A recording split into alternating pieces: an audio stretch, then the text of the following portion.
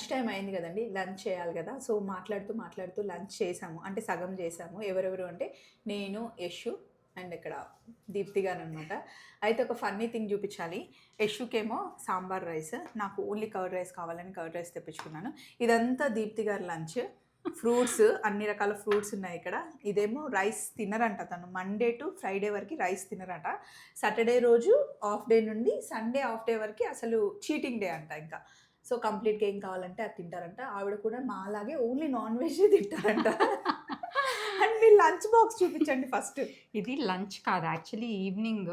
అంటే intermittent fasting చేస్తా కాబట్టి 5 o'clockకి కొంచెం తినాలి కదా ఏమన్నా, లేదంటే మధ్యాహ్నం తిని మళ్ళీ చాలా గ్యాప్ వచ్చేస్తుంది. సో అప్పుడు ఇది అది అసలు ఏ రకంగా లంచ్ బాక్స్ నాకు అర్థం కాలేదు. యాక్చువల్లీ మన టమ్మీకి కొంచెమే కావాలంట, మనమే టేస్ట్లని ఎక్కువ ఎక్కువ తినేస్తాము.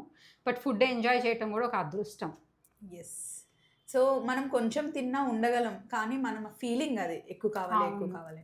సో కొంచెం ఫుడ్ని కొంచెం కొంచెం ఎక్కువసేపు తింటే టమ్మీ ఫుల్ అయిపోతుంది, అంతే కదండి. ఎగ్జాక్ట్లీ. హెల్దీ లైఫ్ కోసం. ఎస్.